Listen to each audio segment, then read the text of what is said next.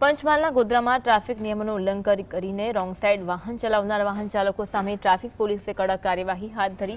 અગાઉના રેકોર્ડ અનુસાર ગોધરા શહેરમાં 2 દિવસની ડ્રાઈવ દરમિયાન 14 વાહન ચાલકોને રોંગ સાઇડ ડ્રાઇવિંગ માટે ઝડપીને 22,500 રૂપિયાનો દંડ વસૂલવામાં આવ્યો। આવી કાર્યવાહીથી વાહન ચાલકોમાં ફફડાટ ફેલાયો, કારણ કે ઘણા ચાલકો સમય બચાવવા અથવા શોર્ટકટ અપનાવવા માટે પોતાના અને અન્યના જીવને જોખમમાં મૂકી રોંગ સાઇડ વાહન ચલાવે છે।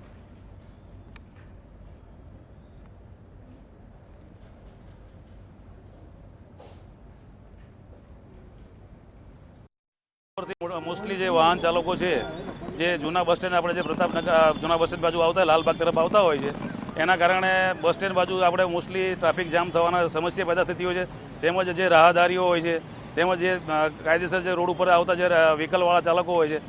एने एक्सिडेंट थवानी शक्यता वधती होय छे। एना कारणे आपणे स्पेशल ड्राइव आपणे आयोजन करेलुं छे अने अंकलेश्वर तरफथी आवता जे रोंग साइडना चालको छे एना विरुद्धमां आपणे एमने मेहमानी कार्यवाही तेमज BNS कलम 281 मुजबनी आपणे एमना विरुद्धमां कार्य